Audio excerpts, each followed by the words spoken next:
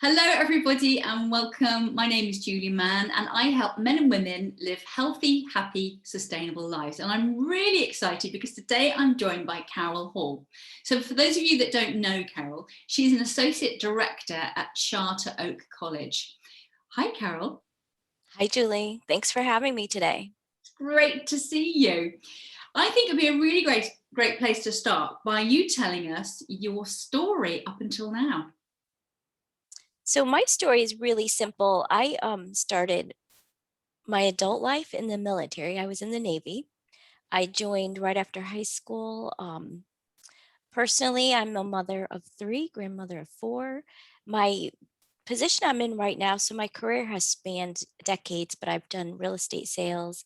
I've also been involved in technical fields, and now I'm with my favorite job. It's Charter Oak State College Foundation, helping women complete their degrees with financial support.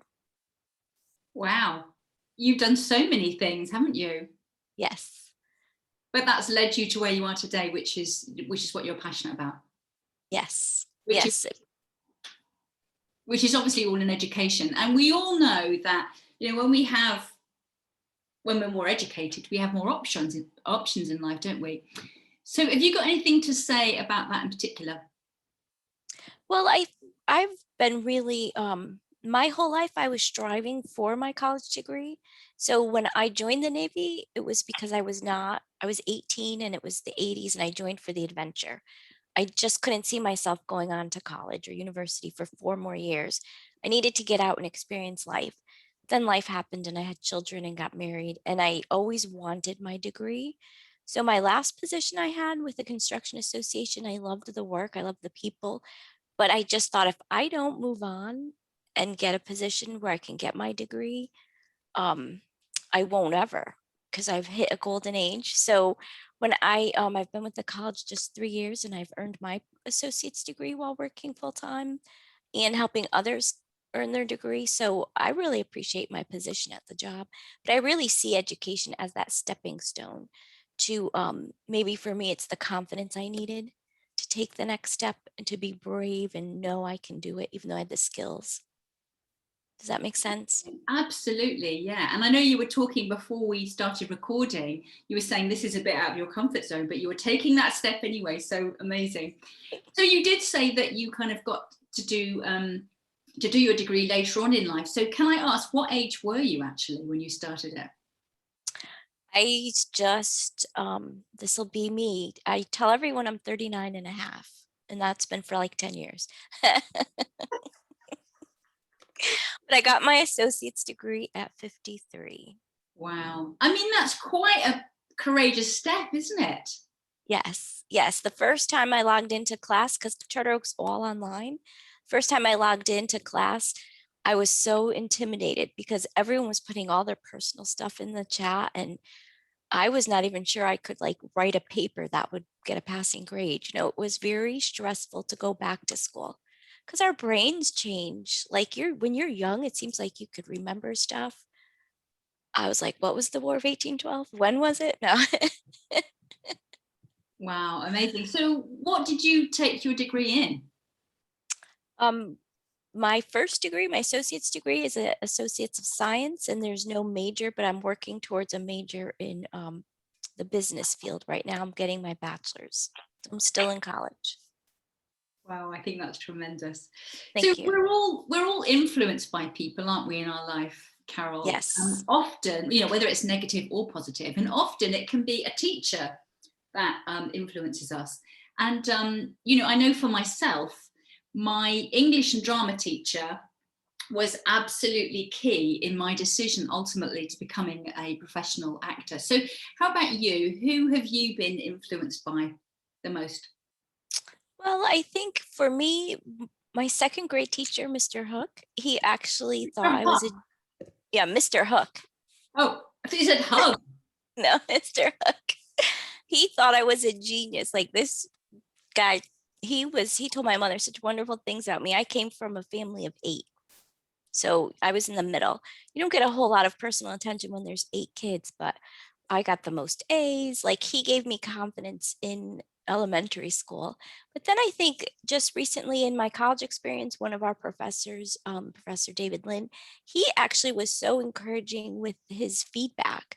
And I think it's really important that you could teach somebody, even though I had to work on some things, it was a positive feedback. And I was like, this is what you go to college or school or take any training is to learn and grow.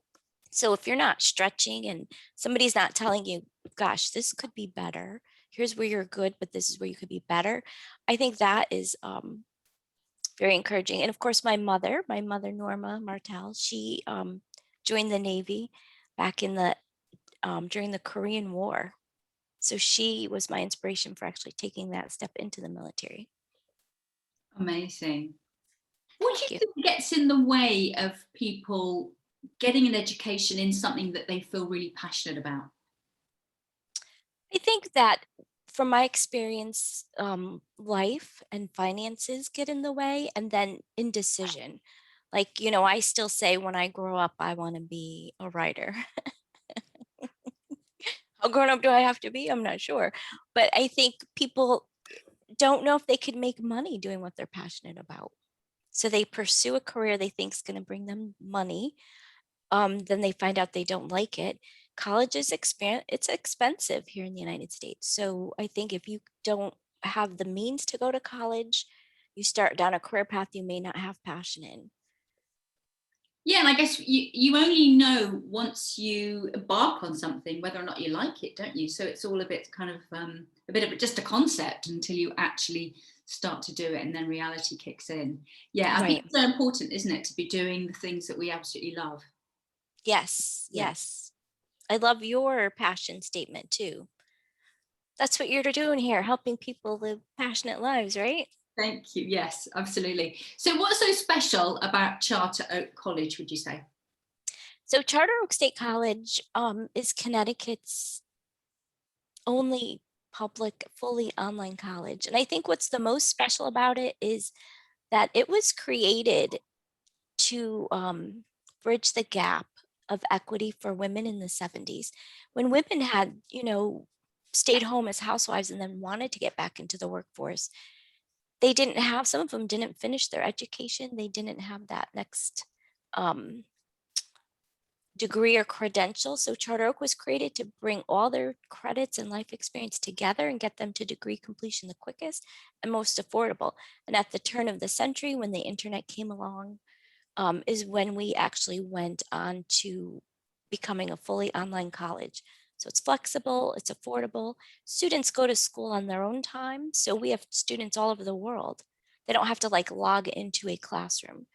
Um, so I think it's convenience, and I think it's rigorous because you get out of it what you put into it.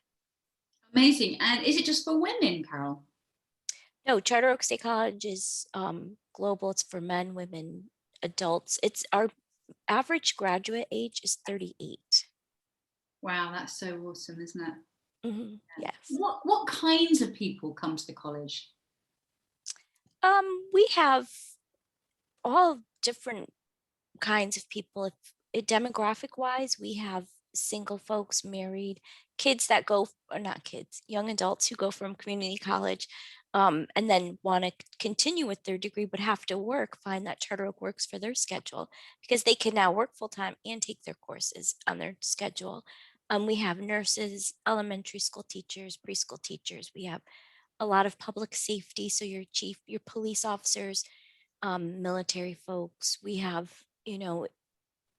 every demographic as far as color and race. And we even have every demographic as far as financial means. It's a really, it's for anybody, to be honest. Wonderful. I know that you do fundraising, don't you? So why is that? Yes.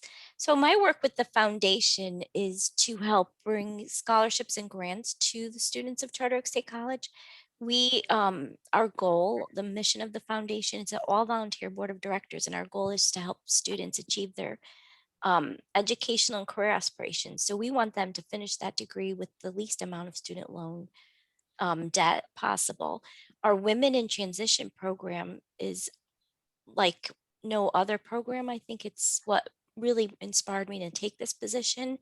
I like got tears in my eyes when I was being told about it. But we take working women into our program, and we pay for their tuition, their fees. We give them book vouchers, laptops, internet access fees. We pay for that. We try to make it as easy as possible for them to complete their degree. And we remove the barriers of childcare, transportation, time restrictions. Because as a working parent, you know how limited time you have.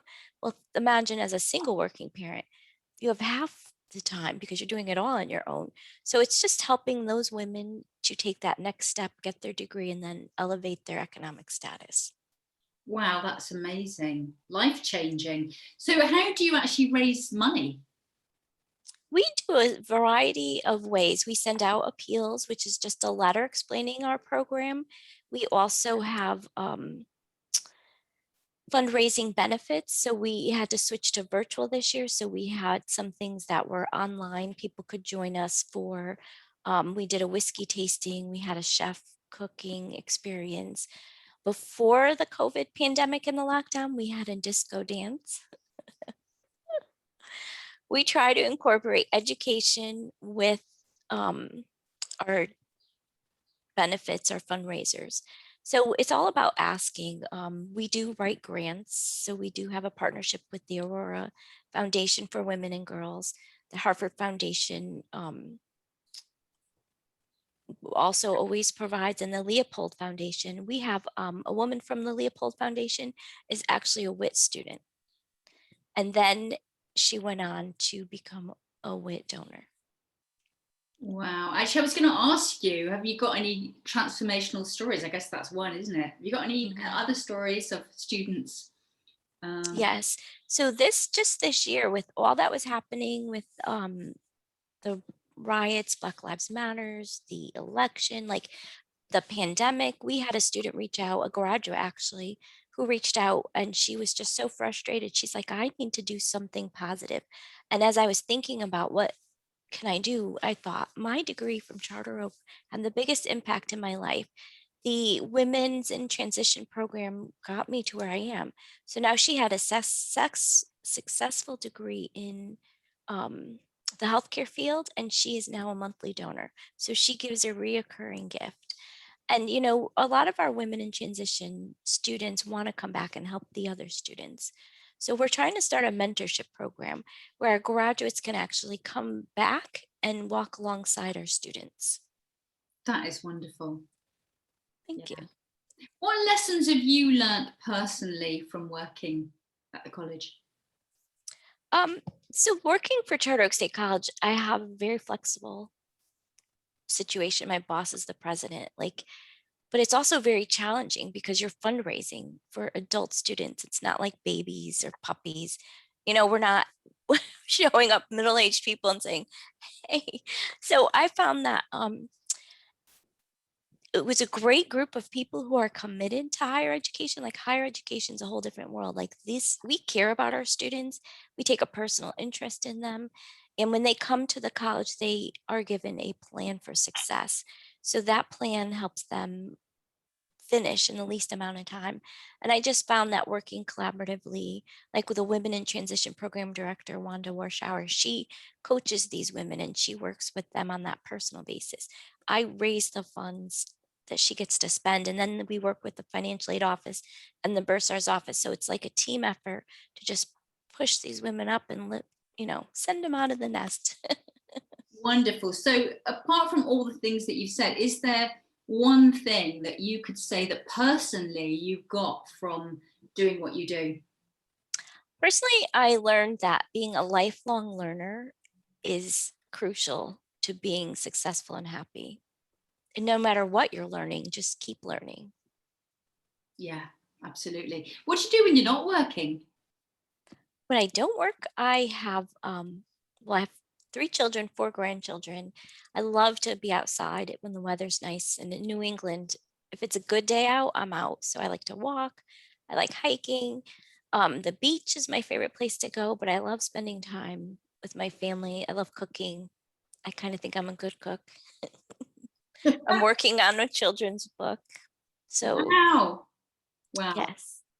Well, I look forward to more about that another time, perhaps. Have Yes. you got a personal mission, Carol? You know, have you got a goal that you're working towards, apart from the book that you mentioned?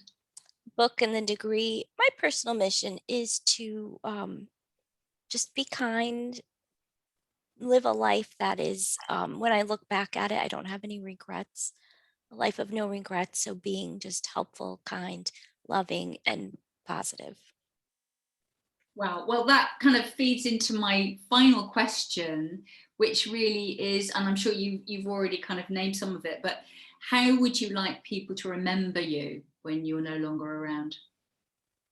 I want people to remember me in a way that I was a good parent, a good mom, a good grandmom. I'm called Gigi, and that I was helpful and fun, and that I left behind. I have really great children. They're very productive and happy and living good lives. And I think that's the legacy, you leave on with your children, your grandchildren, a legacy of love. I love that. Fantastic. Obviously, I'm going to post all your links down below, but any of you that are watching, please do check out all the links for Carol Hall. And finally, all there is for me to say is thank you so much for talking to us. Thank you so much, Julie, for having me. I appreciate it.